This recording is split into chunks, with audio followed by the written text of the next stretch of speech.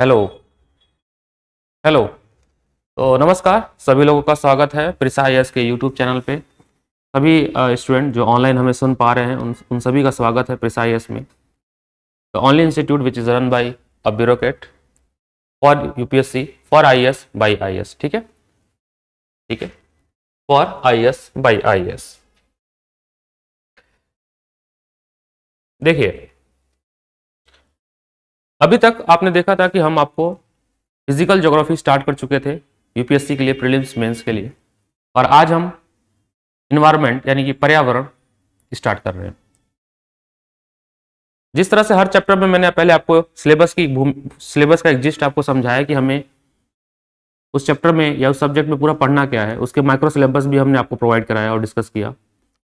उसी तरह से हमने ज्योग्राफी की तरह ही इन्वायरमेंट एंड इकोलॉजी, जो कि जीएस पेपर 3 का पार्ट है,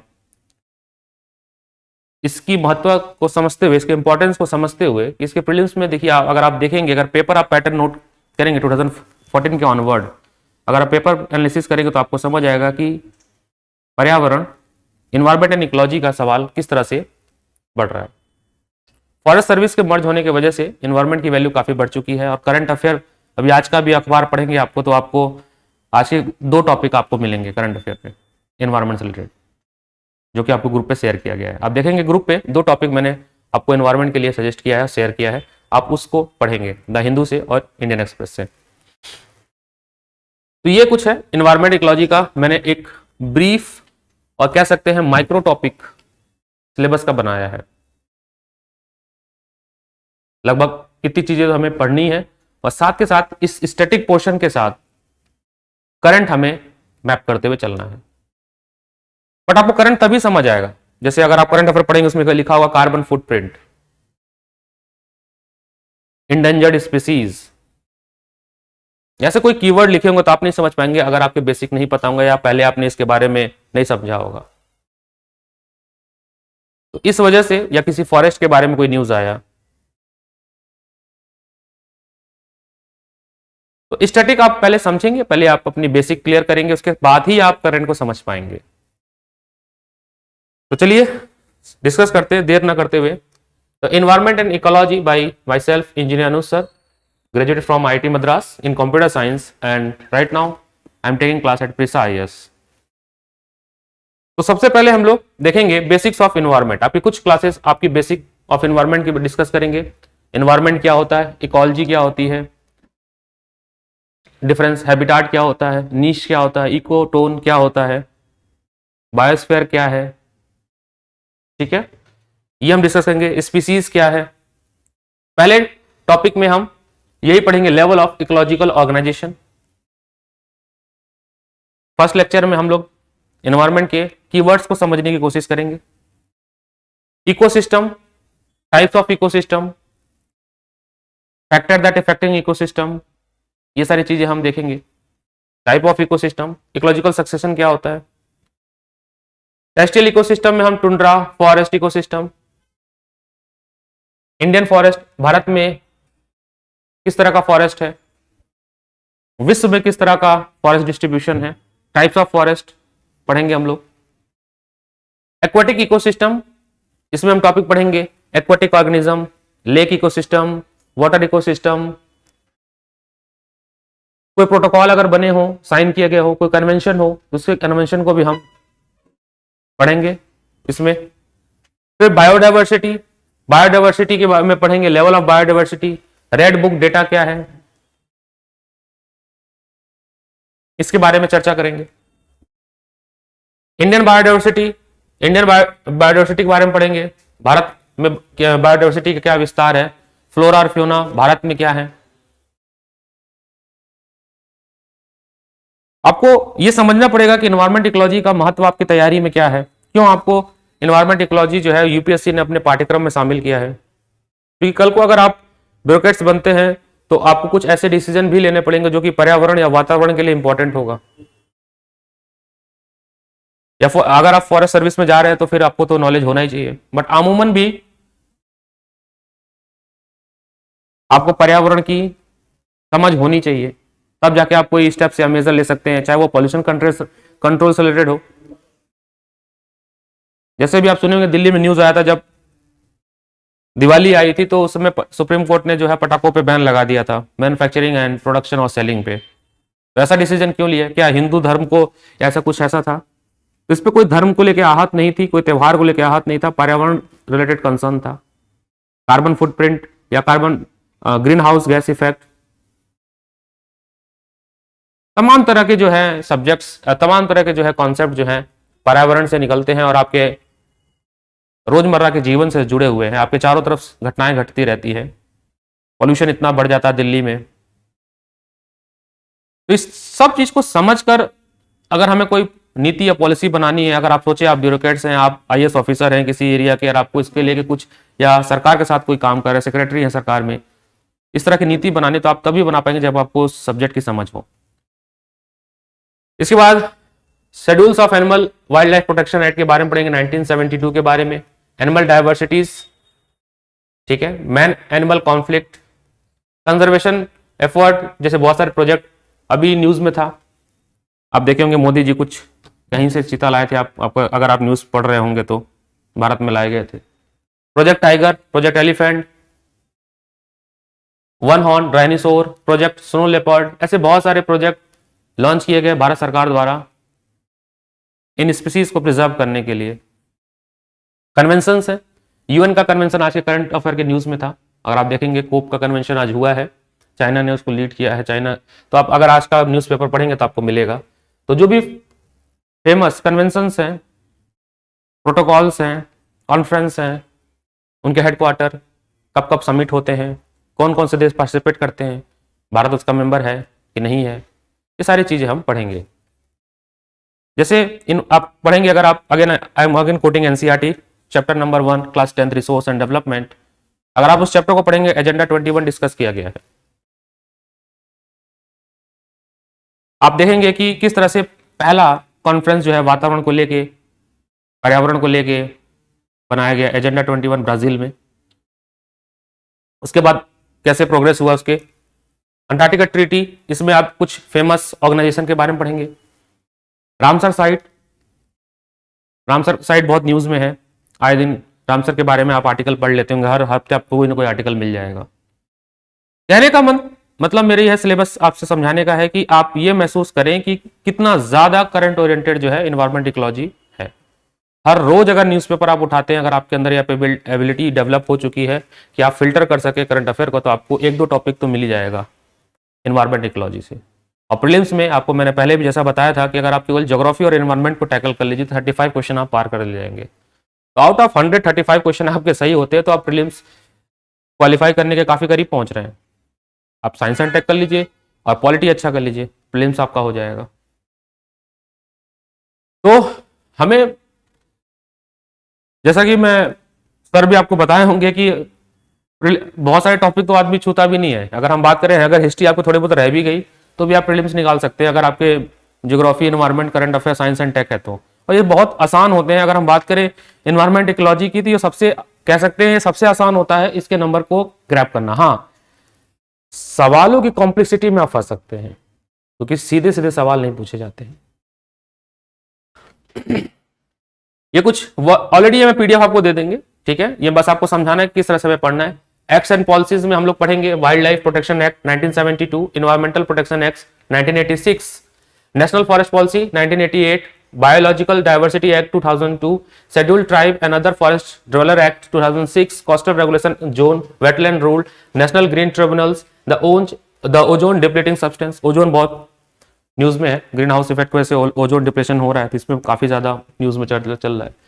फिर उसके बाद आपका कंसर्न होगा प्रीवियस ईयर क्वेश्चन और आपके PYPQ, that is not be, previous year question. मतलब एटलीस्ट अगर हम बात करें 2013 से लेके 2022 के प्रीलिम्स के क्वेश्चन हमें देख लेने चाहिए यूपीएससी के।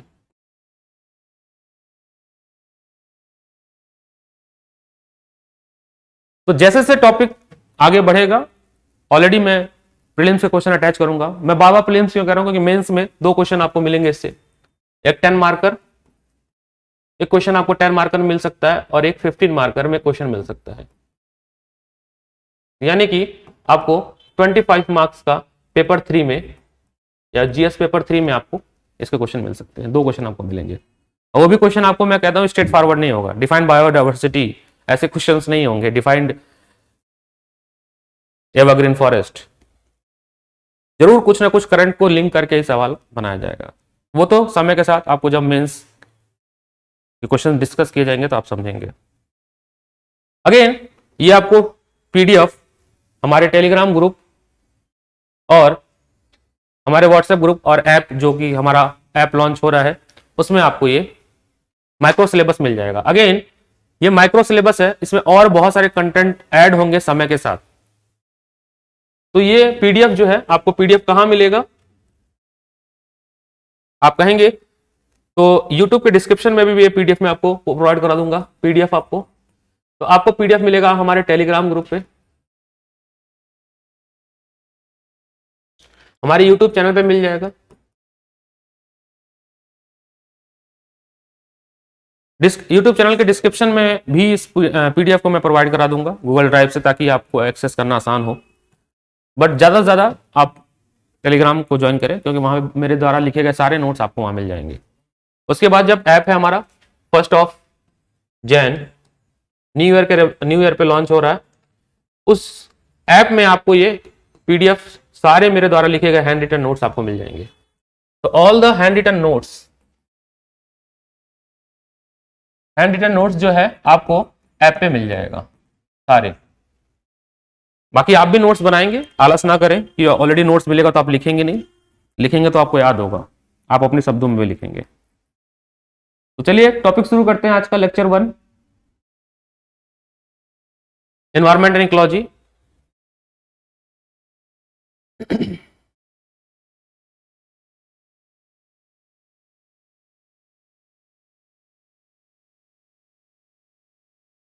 What is environment and ecology? तो सबसे पहले तो हमें इस शब्द को समझना पड़ेगा कि एनवायरमेंट इकोलॉजी में अंतर क्या है। What is environment? अगर आप देख पा रहे होंगे तो इसमें लिखा है the word environment means surrounding in which organism lives, हमारे चारों तरफ जहां पे हम रह पाते हैं उसको हम पर्यावरण या एनवायरमेंट कहते हैं। अभी आप अपने कमरे में बैठे होंगे, अपने मोबाइल या पीसी पे पढ़ रहे होंगे, अपने क्लासरूम में बैठे होंगे, अपने चारों तरफ देखेंगे पेड़ पौधे, मिट्टी, एनीथिंग, जानवर, जिसमें लाइफ सर्वाइवल पॉसिबल, उन सबको हम क्या बोलेंगे? एनवायरमेंट बोलेंगे। हमारे चारों तरफ की जो सबसे आसान यही है ना कि हमारे चारों तरफ जो भी चीज प्रेजेंट है वो एनवायरमेंट है। और एनवायरमेंट के 2 पहलू या 2 चीज से मिलकर बना, एक बायोटिक कंपोनेंट और एक एबायोटिक कंपोनेंट। बायोटिक मतलब जिसमें जान है, एबायोटिक जिसमें जान नहीं है। सॉइल आपका क्या है? सॉइल, सनलाइट, वाटर, ये एबायोटिक कंपोनेंट हो गए। बायोटिक की बात करेंगे तो पेड़ पौधे, हम लोग, जो जानवर, ये क्या हो जाएंगे? माइक्रो ऑर्गेनिज्म, बायोटिक हो जाएंगे। हम सभी लोग लाइफ प्रोसेस, जो भी ऑर्गेनिज्म लाइफ प्रोसेस करता है वो क्या हो जाएगा? आपका बायोटिक कंपोनेंट हो जाएगा। तो इन्वायरमेंट के 2 फैक्टर अभी डिस्कस करेंगे, 2 पैरामीटर होंगे, ठीक है। तो कंपोनेंट की बात करें तो 2 कंपोनेंट हो जाएंगे। आप देखिए बायोटिक एंड एबायोटिक। एबायोटिक में क्या होगा? ऐसा कंपोनेंट जो नॉन लिविंग होगा। अगर हम बात करें एबायोटिक में क्या होगा? ऐसा कंपोनेंट जो कि नॉन लिविंग होगा, non living component, non living part of environment. Biotic मतलब लिविंग कंपोनेंट, ऑफ एनवायरमेंट। इसको याद करिएगा, बायोटिक में बायो वर्ड आया, बायो का मतलब लाइफ, सबसे आसान तरीका। एबायोटिक मतलब बायो ना होना। और सरल भाषा में बात करें तो ऐसे ऑर्गेनिज्म जो लाइफ प्रोसेस परफॉर्म करते हैं उनको बायोटिक कहते हैं। अब लाइफ प्रोसेस में क्या क्या आता है? लाइफ प्रोसेस,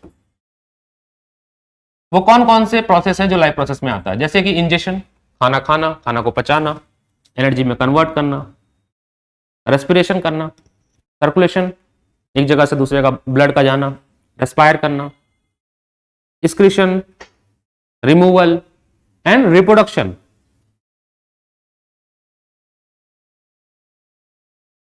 अब हवा तो रिप्रोडक्शन नहीं करेगा, हवा तो जो है वो रेस्पायर नहीं करता है, तो वो एबायोटिक कंपोनेंट हो गया। बट पेड़ पौधे, जानवर, माइक्रो ऑर्गेनिज्म, ये सभी रिप्रोड्यूस करेंगे, रेस्पायर करेंगे, इनको फूड चाहिए, एनर्जी चाहिए, तो ये आपके बायोटिक कंपोनेंट हो जाएंगे। तो बस इतना याद रखिएगा, बायोटिक में बायो आया है, बायो मतलब लाइफ, सिंपल। जिसमें भी लाइफ हो या लाइफ प्रोसेस कर रहा हो, ठीक है, इंजेशन, ठीक है, इंजेशन खाना खाना, डाइजेशन पचाना, ठीक है, उसके बाद रेस्पिरेशन सांस लेना, रिप्रोड्यूस करना, एक्सक्रीट करना मतलब रिमूवल, एक्सक्रीशन, रिमूवल, ये सारे प्रोसेस हैं जो कि लाइफ प्रोसेस का पार्ट होता है। तो अगर कोई भी ऑर्गेनिज्म ऐसा कर रहा है तो वो बायोटिक कंपोनेंट है। तो वातावरण यानी पर्यावरण, इन्वायरमेंट जो है वो दो कंपोनेंट से मिलके बना हुआ है, आपका ए बायोटिक और बायोटिक। एग्जाम्पल में लिखे हुए light, energy, temperature, water, soil, atmosphere, weather, ये सारे जो है आपके ए बायोटिक कंपोनेंट है आपके इन्वायरमेंट के। और बायोटिक में human being, animal, decomposer, non green plant. अब यहीं से आप एक चीज और समझिएगा, प्लांट खुद खाना बनाते हैं by the process of photosynthesis, but यहां पे लिखा हुआ नॉन ग्रीन प्लांट, यानी कुछ ऐसे भी प्लांट होंगे जो फोटोसिंथेसिस नहीं करते होंगे, जैसे पिचर प्लांट, वो इंसेक्ट को खा जाता है। समझिएगा इस बात को, फोटोसिंथेसिस नहीं करते हैं। जो खुद खाना बनाते हैं ग्रीन प्लांट, उनको हम लोग उस प्रोसेस को फोटोसिंथेसिस कहते हैं, और उस तरह के न्यूट्रिशन को हम लोग ऑटोट्रॉफ न्यूट्रिशन कहते हैं। और जो कि दूसरों को खाना बनाया हुआ कंज्यूम करते हैं, हम जैसे इंसान, हम लोग हेटरोट्रॉफ्स हैं, ठीक है। तो इन्वायरमेंट के दो कंपोनेंट हम आपको समझाए। अब इकोलॉजी क्या चीज है, ये कैसे अलग है? तो इकोलॉजी जो है वो ग्रीक वर्ड से बना, इस वर्ड को कॉइन किया है अर्नेस्ट हैकल ने। आप देखेंगे कि ये बिहार के वनडे एग्जाम में ये पूछा हुआ था, द कीवर्ड किसने ये खोजा था। देखिए, हमारा मानना है कि हम आपको वो हर चीज बता दे जो आप रिलेवेंट आपके पेपर के लिए हो, छोटी छोटी डिटेल भी। जीरो से हीरो का जो हम लोग कॉन्सेप्ट लिखते हैं, जीरो से अपर लेवल का मतलब होता है you know the basic keyword also. तो इकोलॉजी जो कीवर्ड है वो अर्नेस्ट हैकल ने दिया था, और इसका ये ग्रीक वर्ड है जो कि दो चीज से मिला है, ओकिस और लोगस। ओकिस का मतलब होता है होम, और लोगस का मतलब होता है स्टडी, या लॉजी का मतलब भी होता है स्टडी। तो स्टेट यानी अपने घर, या कह सकते हो अपने चारों तरफ की जो हम जहां रहते हैं उसकी पढ़ाई को हम लोग इकोलॉजी बोलेंगे या इकोलॉजी बोलेंगे। तो इकोलॉजी में be defined as the scientific study of relationship of living organism with each other and their environment. Living organism की बात हो रही है। अब इसमें आपका मानव भी आ सकता है, प्लांट्स भी आ सकते हैं, माइक्रोब्स भी आ सकते हैं, सब कुछ आ सकता है। उसकी सिस्टमेटिक स्टडी को हम लोग क्या बोलेंगे? इकोलॉजी बोलेंगे। लॉजी मतलब भी होता है पढ़ाई करना, बायोलॉजी, ठीक है। So it deal with the way in which the organism are molded by their environment and how they make use the environment resources including energy flow and mineral cycle. अब समझिए, अगर आपसे पूछा जाए कि सबसे छोटा जो, sorry,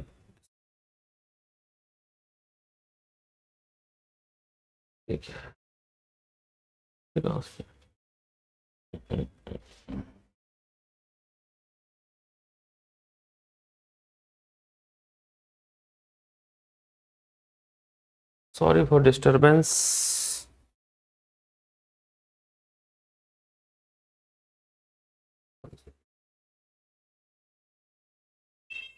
okay, sorry for disturbance. देखिए, सबसे छोटा आपका सेल, ग्रुप ऑफ सेल क्या बनाएंगे? टिश्यूज। हम तो पढ़े सबसे छोटी यूनिट या सबसे छोटा जो है बिल्डिंग ब्लॉक ऑर्गेनिज्म का होगा सेल, टिश्यू। टिश्यू बनाएगा आपका ऑर्गन, ऑर्गन्स मिलके बनाते हैं आपके ऑर्गन सिस्टम या ऑर्गेनिजम्स, समझिएगा। उसके बाद आपका ऑर्गेनिज्म बनाएगा कम्युनिटी, फिर इकोसिस्टम। ये सारे कीवर्ड देखिए अभी समझेंगे आप लोग कि कम्युनिटी क्या है, फिर इकोसिस्टम क्या है, फिर इकोसिस्टम के बाद बायोम्स आता है आपका, और फिर बायोम्स के बाद आपका आता है biosphere reserve, biosphere sorry not reserve, biosphere. समझिएगा, इस तरह से है ये पूरा फ्लो चार्ट। बायोस्फीयर तो सबसे छोटी unit cell, group of cell, tissue बनाए, टिश्यू से ऑर्गन बना, ऑर्गन से ऑर्गेनिज्म बना। और ये ऑर्गेनिज्म ही आपका क्या है, इंडिविजुअल यानी स्पीसीज की जो बात करते हैं। अब ये सारे जो कीवर्ड देखिए, अगर आप ये कीवर्ड को नहीं समझ पाएंगे इंडिविजुअल, तो फिर आगे आप कॉन्सेप्ट को रिलेट नहीं कर पाएंगे। ये जो मैंने फ्लोचार्ट बनाया है यहां से लेके यहां तक, इस रिप्रेजेंटेशन को हम लोग कहते हैं level of ecology,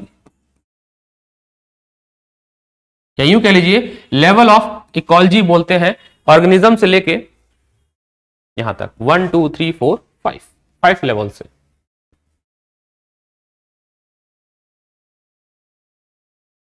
I hope little bit आप चीजों को नोट भी कर रहे होंगे साथ के साथ इस चीज को। और इन कीवर्ड देखिए, स्टार्टिंग के आपके 1 से 2 क्लास आपको कीवर्ड समझने पड़ेंगे, क्योंकि जो पहली बार पर्यावरण पढ़ रहे होंगे, इन्वायरमेंट पढ़ रहे होंगे, उनके लिए स्पीसीज, इंडिविजुअल, इकोटोन, नीश, हैबिटाट, ये कीवर्ड समझना थोड़ा जरूरी है, क्योंकि तभी आप रिलेट कर पाएंगे आगे कॉन्सेप्ट को। Energy level, trophic level, energy pyramid, ये सब कीवर्ड्स हैं। आगे बढ़ते हैं।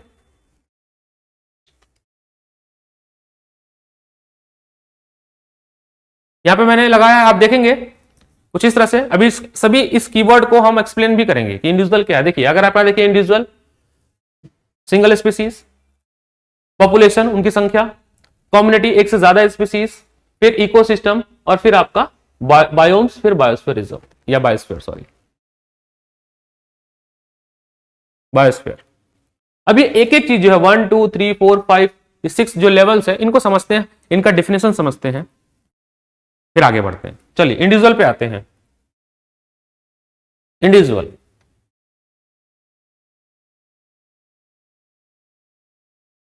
तो organism is an individual living beings that has ability to act और फंक्शन इंडिपेंडेंटली।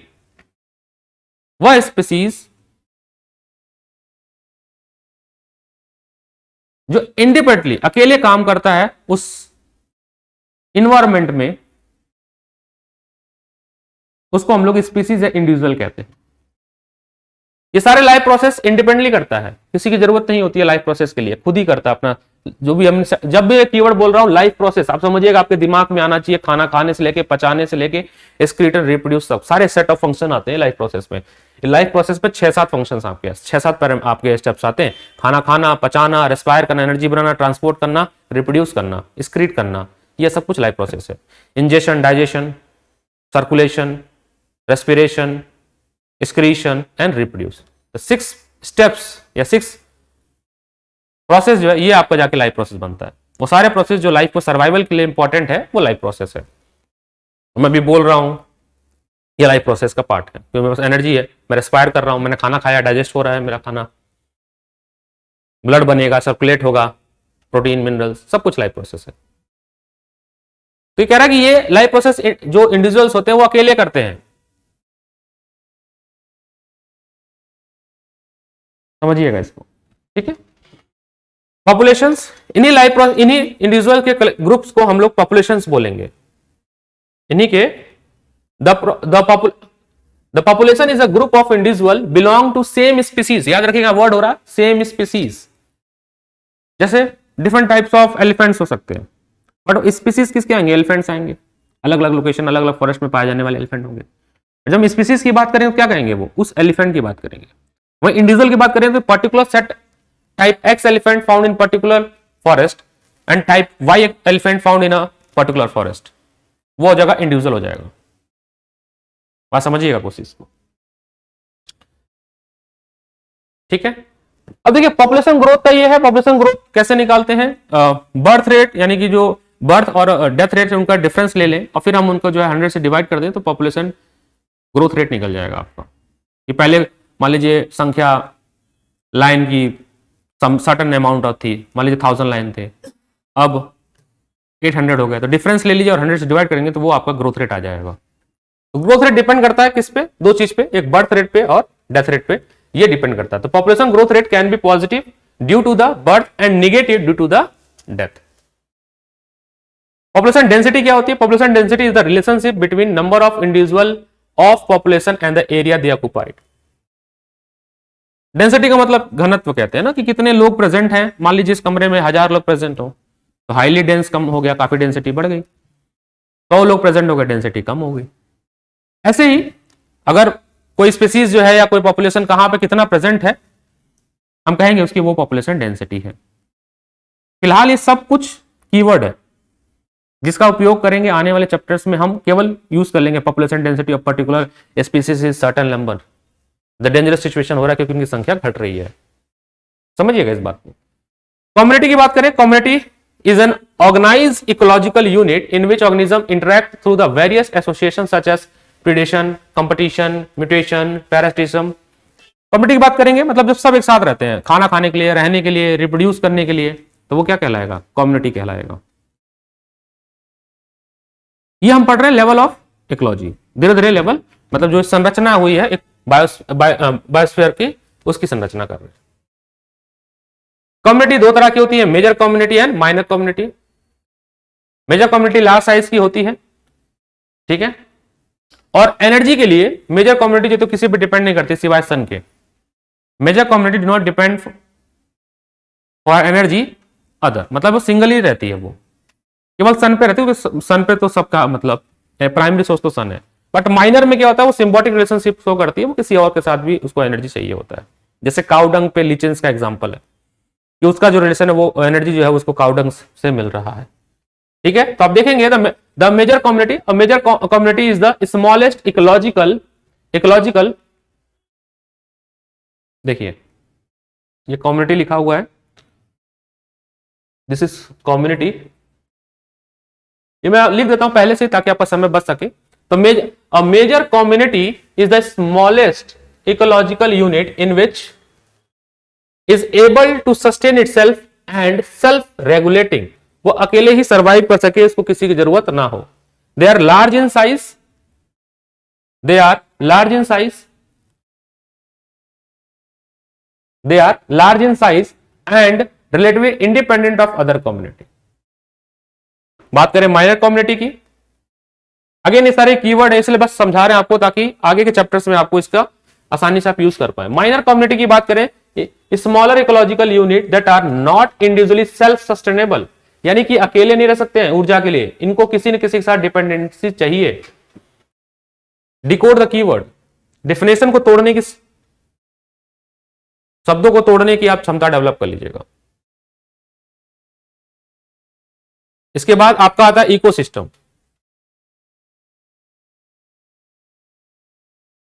क्या है इकोसिस्टम? इकोसिस्टम जहां पे भी आप सर्वाइव करते हैं, जैसे एक्वाटिक इकोसिस्टम अगर आप बात करें, एक तालाब की बात करें तो उसमें मछलियां रहती हैं, मछलियों को रहने वाले संसाधन उसमें प्रेजेंट हैं, तो वो क्या हो गया, एक्वाटिक इकोसिस्टम हो गया। जमीन पे हम लोग रहते हैं तो टेरेस्ट्रियल इकोसिस्टम हो गया, पेड़ पौधे, मिट्टी, पानी, हवा, जिससे क्या हो, लाइफ पॉसिबल हो, जिससे लाइफ सर्वाइव कर पाए, वो इकोसिस्टम हो जाएगा, ठीक है। बायोम्स की बात करें, biome is a large natural occurring community of flora and fauna occupying the major habitat. Habitat मतलब जहां लाइफ पॉसिबल है। फ्लोरा और फ्लोना के कॉम्बिनेशन को हम बायोम्स कहते हैं, पेड़ पौधे, जीव जंतु, ठीक है। अगर हम बात करें तो हमें कुछ बायोम्स के बारे में पढ़ना है।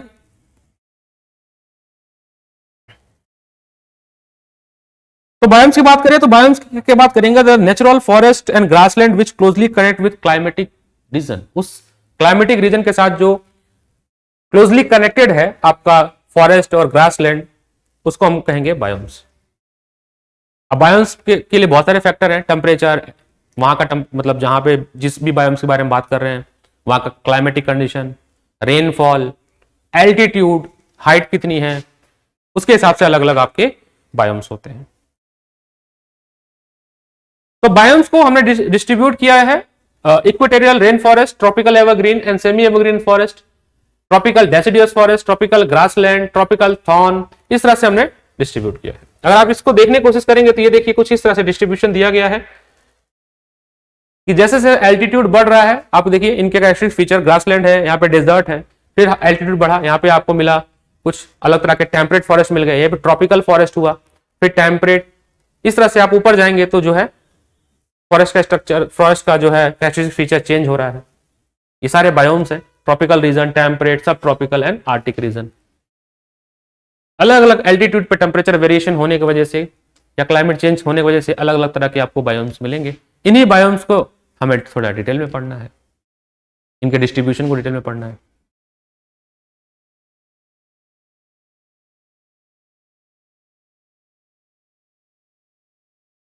तो पहला हम लोग पढ़ने वाले बायोम्स में इक्वेटोरियल रेन फॉरेस्ट।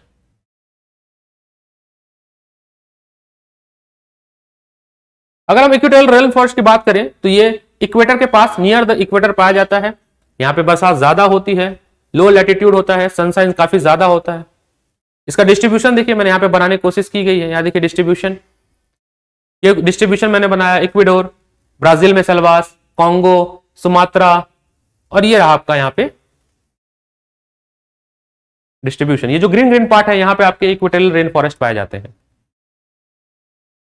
आप मैप खोलिएगा और इस मैप को हाईलाइट करने की कोशिश करिएगा कि क्या क्या जगह है। ये आपका होमवर्क है, मैंने अमूमन यहाँ पे लिख भी दिया है, बट आप फिर भी इसको मैप से हाईलाइट करिएगा। ये आपके इक्वेटोरियल रेन फॉरेस्ट का डिस्ट्रीब्यूशन है। फीचर की बात करें तो इक्वेटोरियल रेन फॉरेस्ट की जो क्लाइमेटिक कंडीशंस होती है, एवरेज जो है 28 डिग्री सेल्सियस के आसपास टेम्परेचर होता है। टेम्परेचर हाई एंड ह्यूमिड होता है। यहाँ पे बात करें वेजिटेशन की बात करें, अच्छा इक्वेटोरियल रेन फॉरेस्ट को जो है वो लंग्स ऑफ अर्थ भी कहा जाता है, क्योंकि हाईली डेंस होता है और आपको जो है ऑक्सीजन सप्लाई प्रोवाइड करता है अर्थ को।